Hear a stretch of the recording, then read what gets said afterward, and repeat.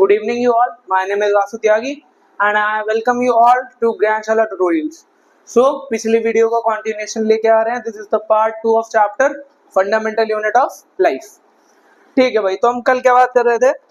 अच्छा, कल हमने थोड़ा बेसिक ओवरव्यू लिया चैप्टर का, ठीक है, कि चैप्टर है किस बारे में, और थोड़ा सा स्टार्टिंग की चीजें समझी. कल जो वीडियो है, कल एक तरीके से उसको आप इंट्रोडक्टरी वीडियो समझ सकते हो, ठीक है, जिसमें हम थोड़ा सा हमने सेल की डिस्कवरी के बारे में सीखा, पढ़ा कि सेल कैसे डिस्कवर हुई. फिर उसके बाद हमने पढ़ा कि क्या कहते हैं, कौन कौन से सेल ऑर्गेनल्स क्या होते हैं, सेल का स्ट्रक्चर फिक्स है नहीं फिक्स है, ये भी हमने मतलब जाना बुक में से. सो आज एक नया टॉपिक लेके आ रहे हैं, मतलब आज वही टॉपिक कल का कंटिन्यू कर रहे हैं पहले तो, क्योंकि कल के कुछ टॉपिक्स रह गए थे. तो इंट्रोडक्शन.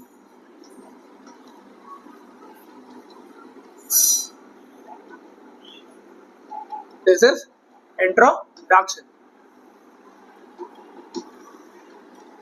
हाँ, तो कल क्या क्या बात करी थी. अच्छा, दोबारा से इंट्रोडक्शन लेके चलते हैं, क्योंकि अगर एक गो में इंट्रोडक्शन होगा तो अच्छा रहेगा. मतलब ओवरव्यू ले लेते हैं, थोड़ा सा बात करते हैं डिस्कवरी ऑफ सेल की. डिस्कवरी ऑफ सेल की. अच्छा, कौन कर रहा है discovery of cell? Discovery of cell कर रहे हैं हमारे रॉबर्ट हुक साहब. कौन कर रहे हैं? रॉबर्ट हुक साहब. ठीक है, रॉबर्ट हुक. अच्छा, कौन से ईयर में कर रहे हैं? 1665 में कर रहे हैं, 1665 में कर रहे हैं.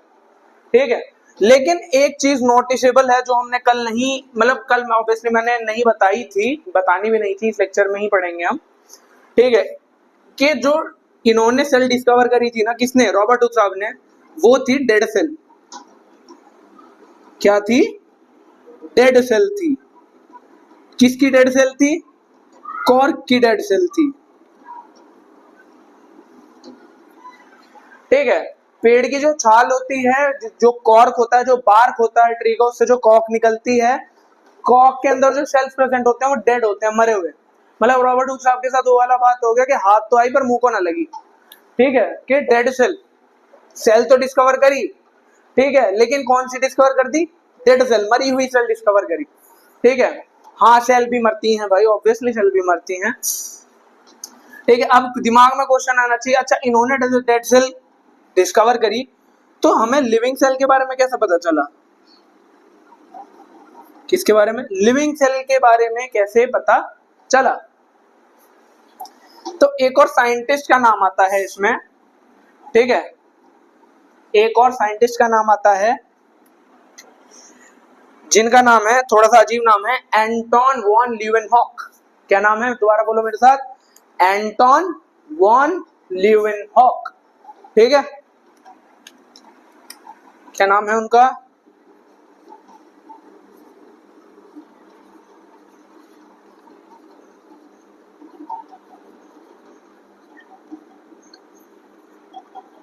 लिविंग सेल की डिस्कवरी कौन कर रहे हैं? एंटोन वॉन ल्यूवेनहॉक कर रहे हैं. कौन कर रहे हैं? Anton von Leeuwenhoek. जितनी बार बोलोगे उतने ज्यादा याद रहेगा, जितनी बार बोलोगे उतना ज्यादा याद रहेगा. कौन कर रहे हैं? Anton von Leeuwenhoek. Leeuwenhoek, Hawkeye वाला हॉक. कौन कर रहे हैं? Anton von Leeuwenhoek.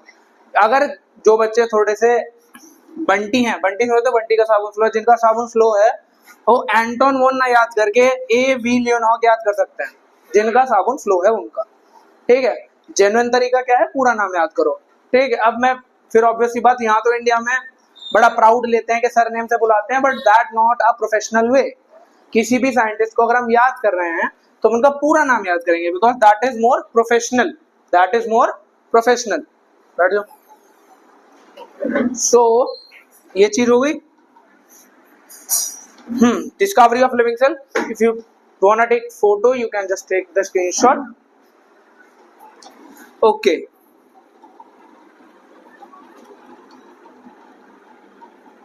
so discovery of dead cell देख ली, discovery of living cell देख ली. ठीक है, अब एक चीज और पे आते हैं.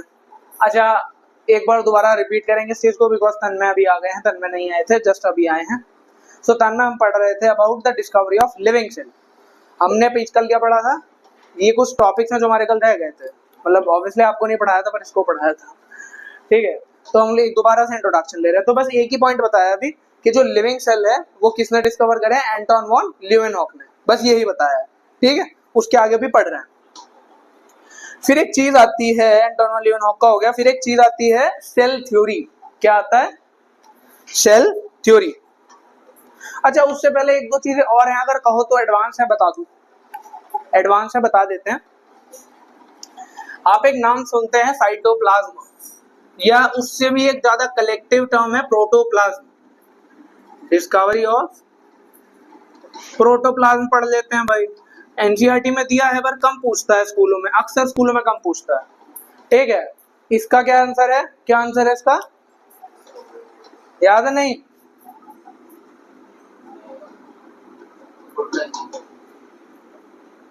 भाई स्पेलिंग देख लेना, क्या पता गलत हो, ठीक है।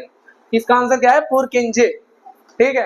पुरकिंजे वो साइंटिस्ट थे जिन्होंने प्रोटोप्लाज्म की डिस्कवरी करी, ठीक है। प्रोटोप्लाज्म क्या होता है, कुछ नहीं, प्रोटोप्लाज्म इज अ सब्सटेंस जो साइटोप्लाज्म, जो सेल के अंदर कल हमने पढ़ा था साइटोप्लाज्म होता है, वो आज हम पढ़ेंगे साइटोप्लाज्म डिटेल में क्या होता है दोबारा।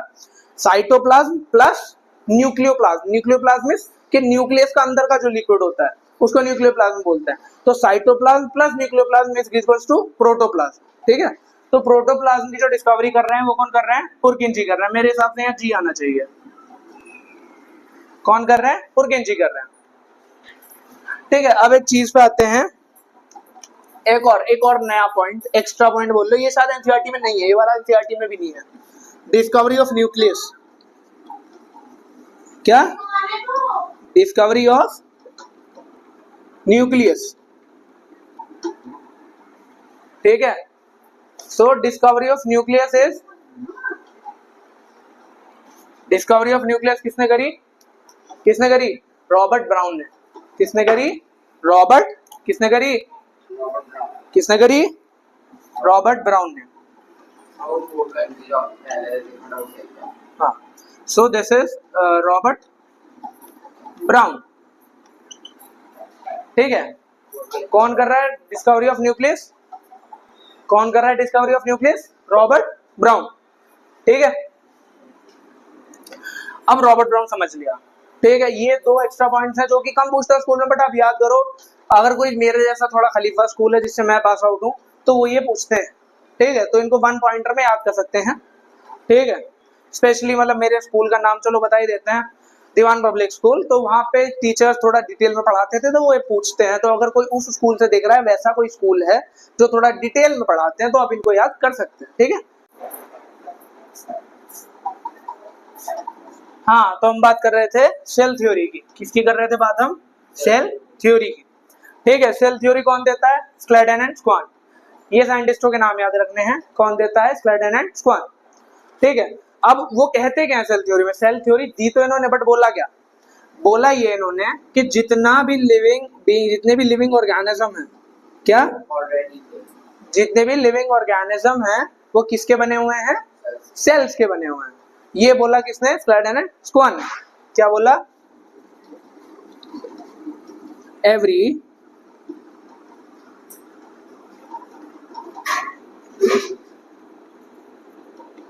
living organism is made up of cells, ठीक है। ये आगे क्या बोलते हैं सेल थ्योरी के, ये बोलते हैं जो पहले से ही, मतलब एक्चुअली पहले Robert Hooke, Purkinje, Robert Brown, Anton von Leeuwenhoek, इन्होंने सिर्फ सेल डिस्कवर करे, इन्होंने सिर्फ सेल डिस्कवर करे। इन्होंने ये नहीं बताया कि सेल काम क्या करते हैं, ये नहीं बताया।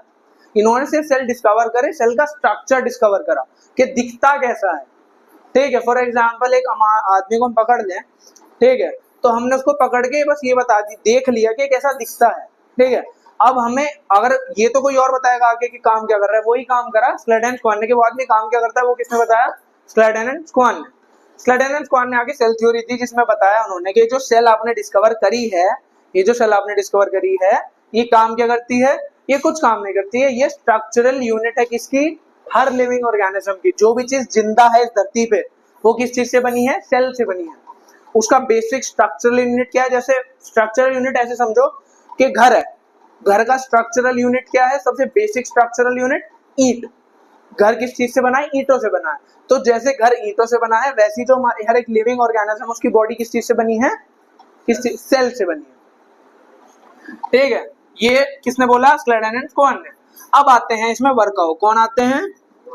वर्काउ। वर्काउ आके देते हैं इसमें एक मॉडिफिकेशन। वर्काउ क्या देते हैं आके? अच्छा, वर्काउ कौन है? वर्काउ एक साइंटिस्ट है, ठीक है, एक बायोलॉजिस्ट है। वर्काउ आके क्या बोलते हैं? वर्काउ आके एक स्टेटमेंट देते हैं कि जितनी भी ये सेल्स प्रेजेंट हैं जो बॉडी बना रही हैं, ये आई कहां से है? प्री एग्जिस्टिंग सेल से। यानी जो सेल्स पहले प्रेजेंट थी उन्होंने ही अपने आप को क्या करा है? डिवाइड करा है और नई सेल्स को क्या दिया है? जन्म दिया है। ठीक है, तो क्या बोलते हैं वर्काउ? द प्रेजेंट सेल्स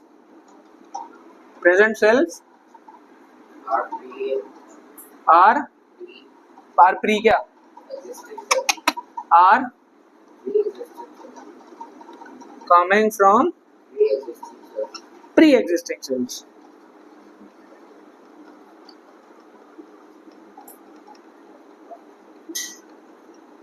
क्या बोल रहे हैं ये बोल रहे हैं कि जितने भी सेल्स प्रेजेंट थे, ये वर्काउ ने बताया आके। ये स्लेडन एंड कोहन को भी नहीं पता था कि देखो कितना डीप जा रहे हैं, धीरे धीरे डीप जा रहे हैं। पहले डेड सेल डिस्कवर करा, फिर लिविंग सेल डिस्कवर करा, फिर सेल के अंदर घुस गए, साइटोप्लाज्म, न्यूक्लियस, सारे फलाना फलाना पता नहीं क्या क्या डिस्कवर करा। ठीक है, फिर किस पे आते हैं? फिर आते हैं स्लेडन एंड कोहन। फिर आते हैं काम पे, सेल करता क्या है भैया? स्ट्रक्चर बनाता है। फिर स्लेडन एंड कोहन ने बता दिया। फिर उसके बाद आते हैं वर्काउ। वर्काउ आके और डीप बताते हैं। क्या बताते हैं? कि अच्छा ये भाई, ये तो तुम्हें पता है कि बॉडी सेल से बनी है, सही बोल रहे हो, लेकिन ये सेल किससे बनी है? ये सेल बनी है प्री एग्जिस्टिंग सेल से। मतलब मैं फॉर एग्जांपल बात करूं, अगर मैं एक सेल हूं तो मैं कहां से आया हूं? मेरे जो पापा थे, फॉर एग्जांपल लेते हैं, ठीक है, I am a cell, just imagine I am a cell. मैं कहां से आया हूं? मेरे जो पापा जो मेरे पेरेंट सेल था, उसने अपने आप को डिवाइड करा। उसने आपको क्या करा? डिवाइड करा, मतलब अपने ही टुकड़े कर लिए, उसमें से एक टुकड़ा मैं हूं। आप समझे कि every present cell are coming from pre existing cell. कि जितनी भी सेल अभी बॉडी में प्रेजेंट है, कहां से आ रही हैं? प्री एग्जिस्टिंग सेल से। और ये सेल जब डिवाइड करेंगे तो नई सेल्स को जनरेट करेंगे। ठीक है, इसमें एक वो भी आता है, पता नहीं मैं कंफ्यूज हूं कि वो डायलॉग बनाया किसने था, ओमनी सेल्यूलाए सेल्यूले। ये एक मतलब इसको आप फ्रेज मान लो, डायलॉग मान लो। अब मैं दो चीज में कंफ्यूज हूं कि ये वर्काउ ने बोला था या रॉबर्ट हुक ने बोला था। एक चीज बोली, मतलब एक सेंटेंस है ओमनी सेल्यूलाए सेल्यूले, इसका मतलब है कि हर चीज किससे बनी है? सेल से बनी है। ठीक है, सेल थ्योरी समझ आई? ठीक है,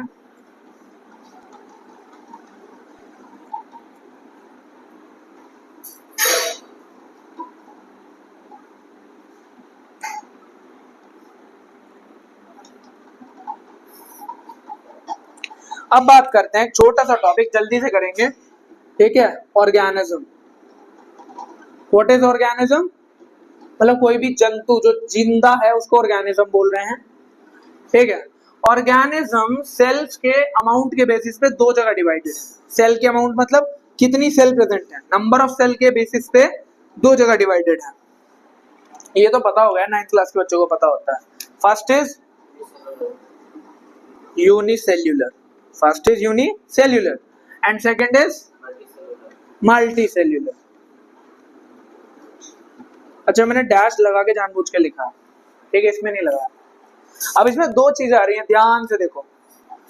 यूनिसेल्यूलर की बात करते हैं, यूनिसेल्यूलर, मल्टी सेल्यूलर। ठीक है, यूनि का मतलब जहां भी यूनि आ रहा है मतलब कितना? एक, सिंगल, वन। ठीक है, सोलो। सेल्यूलर का मतलब होता है कंटेन सेल्स, सेल्स। सेल्यूलर का मतलब है मतलब जितनी सेल प्रेजेंट है उसको सेल्यूलर बोलते हैं एक्चुअली, बट आप सेल से याद रखो। ठीक है, क्या सेल्यूलर का क्या मतलब है? सेल्स। ऐसी मल्टी पे आते हैं, मल्टी, मल्टी मतलब बहुवचन, यानी एक से ज्यादा, वन प्लस। ठीक है, सेल्यूलर मतलब सेल। अब तो बहुत आसान हो गया समझना। अब तो बहुत आसान हो गया समझना। यूनिसेलुलर कौन से ऑर्गेनिज्म है? जिनके पास एक सेल है, जिनके पास एक सेल है। बड़ा कंफ्यूजिंग हो रहा है, एक सेल, बॉडी में कितने सेल होते हैं, लेकिन एक सेल से बॉडी कैसे चल सकती है, अभी समझाएंगे कैसे चलती है। ठीक है, फिर आते हैं मल्टी सेल्यूलर। फिर कौन आते हैं? मल्टी सेल्यूलर, जिनके पास एक से ज्यादा सेल है, जिनके पास एक से ज्यादा सेल है। ठीक, ये तो समझ आ गया, unicellular multi cellular.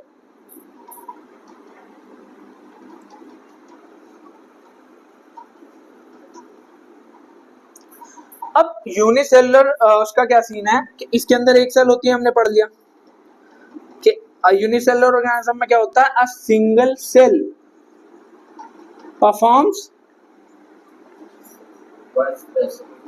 All functions. अच्छा एक बात बताओ, एक सेल है बॉडी में, कितनी सेल है? एक सेल है। अब तो एक सेल है तो वही तो, जब बॉडी में ही एक सेल है तो वही तो करेगी सारे फंक्शन। एक एग्जांपल समझो, एक घर है, इस घर, ये वाला घर है मेरा, इसमें मैं अकेला रह रहा हूँ, मेरी फैमिली नहीं रह रही है, मम्मी नहीं रह रही, पापा नहीं रह रहे, दीदी नहीं रह रही, कोई नहीं रह रहा, मैं अकेला रह रहा हूँ, तो इस घर का सारा काम कौन करेगा? मैं। So this is the example of unicellular organism.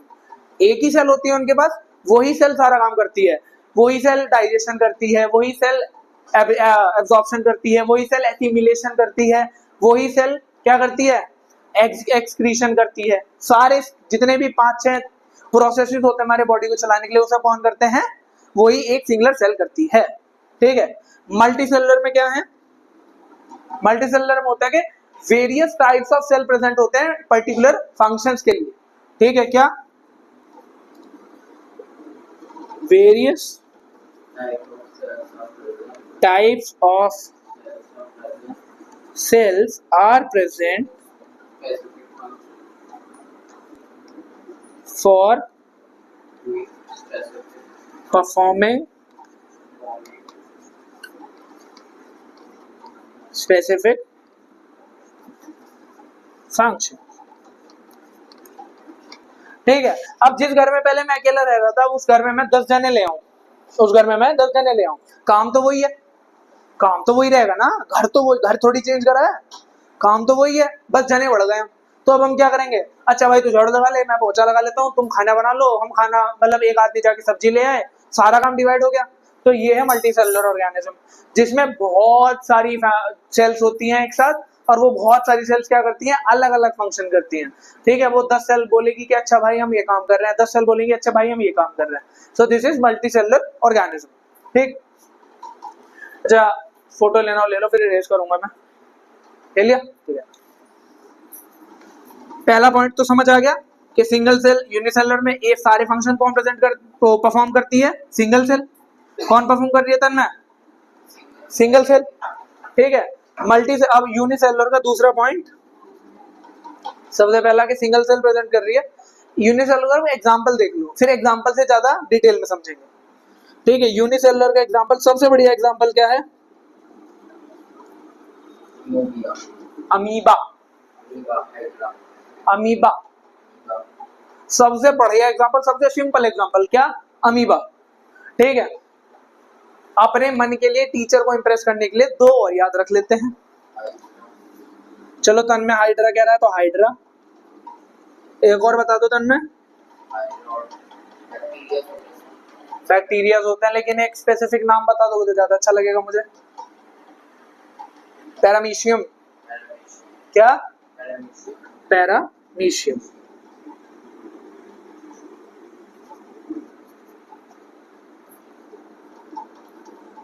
Spelling देखना तन्मय बुक में।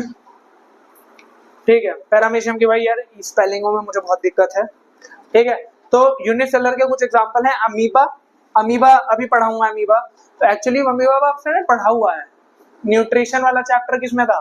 7th में था, 8th में था, उसमें हमने अमीबा का पूरा प्रोसेस पढ़ा था ना, अमीबा कैसे खाना एनगल्फ करता है। ठीक है, विलाय के थ्रू। अमीबा, हाइड्रा और पैरामीशियम, और कुछ बैक्टीरिया भी होते हैं जो कि यूनिसेलुलर होते हैं। ठीक है, अरे मुंह से बोल दो भाई।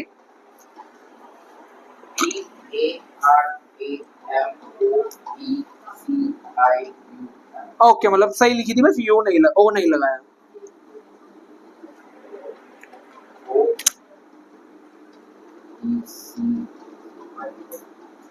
ठीक है, इट्स पैरामीशियम।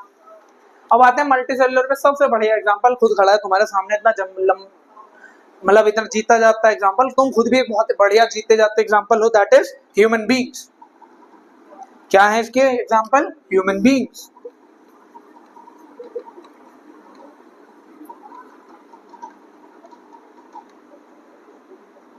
अच्छा, ह्यूमन बीइंग्स और ह्यूमन में भी फर्क है पता है?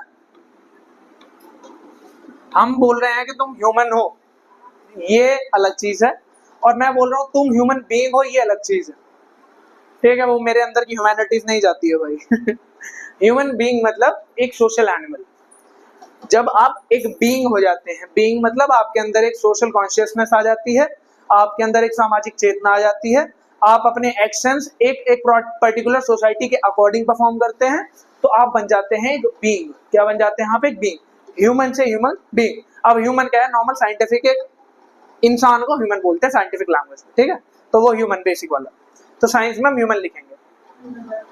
ठीक, एग्जांपल क्या है? ह्यूमन। कहने के लिए, टीचर को खुश करने के लिए एनिमल्स लिख देंगे, और क्या लिख देंगे? प्लांट्स लिख देंगे। ठीक है भाई, ठीक, ये हो गया हमारा यूनिसेलुलर मल्टीसेलुलर खत्म। एग्जाम्पल की कौन फोटो लेता है यार? एग्जाम्पल तो खुद लिख लेना।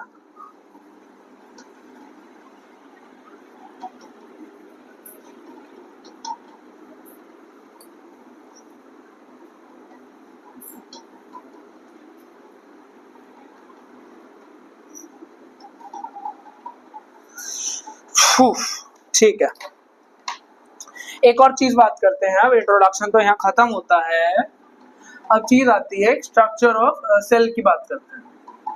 ये मैंने थोड़ा बेसिक बेसिक कल सब कुछ बता दिया था, बट थोड़ा सा डिटेल में देख लेते हैं।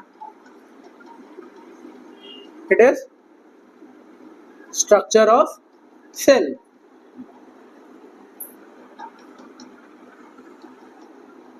It is structure of cell. Structure of cell से मतलब सेल का ढांचा। ठीक है, अब इसमें 3 पॉइंट्स आते हैं। इसमें क्या आ रहे हैं? 3 पॉइंट्स आते हैं। सबसे पहला पॉइंट इसमें डिस्कस करेंगे सेल का शेप एंड साइज। सेल का शेप एंड साइज, ठीक है। अब मैंने एक चीज बताई थी कल के, सेल जो है,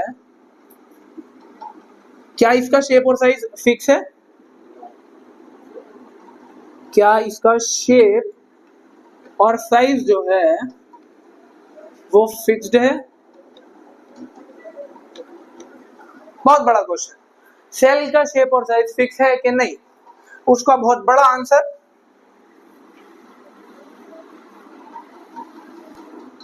बहुत बड़ा आंसर नो। ठीक है, बहुत बड़ा आंसर नो। अब नो क्यों? नो क्यों भाई? सेल तो सेल ही है, सब फिक्स होना चाहिए। क्यों नहीं है फिक्स? सेल का शेप एंड साइज इसलिए फिक्स नहीं है बिकॉज हर जगह की सेल अलग अलग कंडीशंस में रहती है। फॉर एग्जांपल हम बात करें, कहीं पे अगर हमें लंबा लंबा ट्रैवल करवाना है किसी चीज को, फॉर एग्जांपल बात करते हैं न्यूरॉन्स की। किसकी बात कर रहे हैं हम? न्यूरॉन्स की। अच्छा, न्यूरॉन्स किसको नहीं पता है ये बता दो कि न्यूरॉन्स होते क्या हैं। नहीं पता है ना, तो ऐसे करना है, बाथरूम में जाना, ऐसे हाथ में पानी लेना, उसमें मुंह देके डूब के मर जाना, ठीक है। मजाक कर रहा हूँ। Neurons are the cells of brain, या फिर जो हमारी बॉडी ब्रेन से सारी बॉडी में सिग्नल्स ट्रांसमिट करते हैं उनको बोलते हैं न्यूरॉन्स। ठीक है, एक्चुअली अब न्यूरॉन्स का स्ट्रक्चर कैसा होता है, मैं सिर्फ एग्जांपल दे रहा हूँ कि स्ट्रक्चर और साइज कैसे अलग अलग है। ठीक है, उसका एग्जांपल ले रहे हैं हम न्यूरॉन का। एक साइड हम न्यूरॉन ले रहे हैं, एक साइड हम क्या ले रहे हैं? न्यूरॉन, और एक साइड हम ले रहे हैं आरबीसी। क्या ले रहे हैं? यानी कि रेड ब्लड सेल्स, जो हमारे ब्लड में प्रेजेंट होते हैं, जो लाल कलर देते हैं ब्लड को। ठीक है, अच्छा, न्यूरॉन का स्ट्रक्चर पता है कैसा होता है?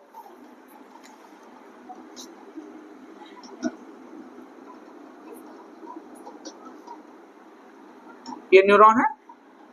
क्या ये न्यूरॉन है? तुम्हें पता नहीं है, ये न्यूरॉन नहीं है।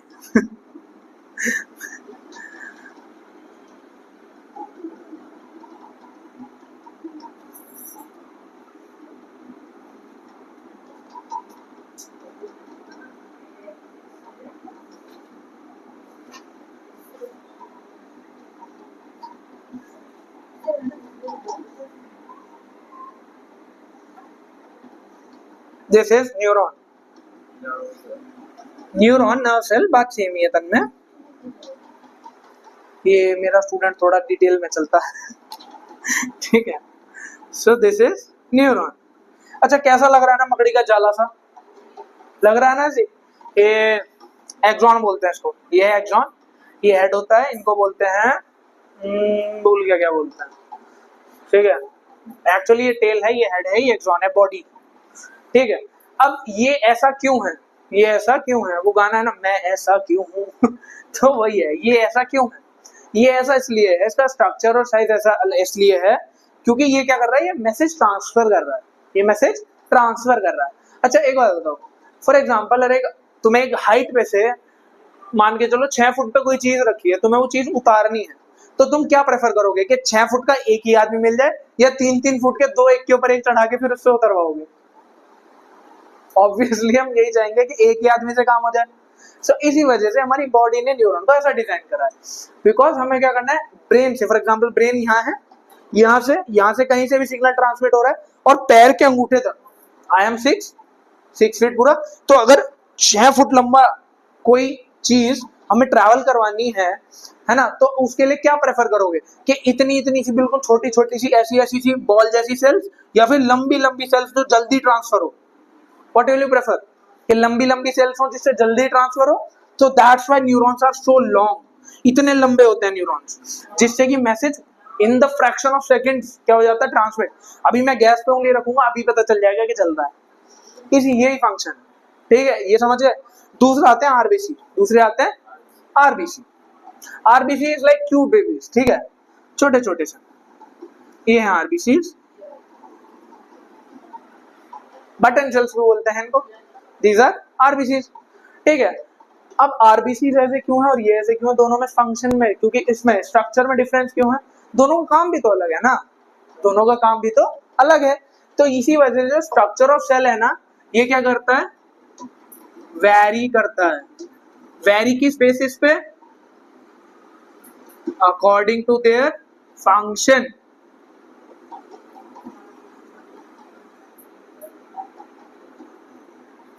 ठीक है। ये जो स्ट्रक्चर ऑफ सेल है, इन दोनों एग्जांपल से हमने ये समझा कि जो स्ट्रक्चर ऑफ सेल है ये क्या कर रहा है, वैरी कर रहा है, क्या कर रहा है, वैरी कर रहा है। वैरी क्यों कर रहा है, अकॉर्डिंग टू देयर फंक्शन, हर सेल का फंक्शन अलग है, हर सेल का फंक्शन अलग है, इस वजह से उसका शेप भी अलग है, उसका साइज भी अलग है, ठीक है, समझ गए।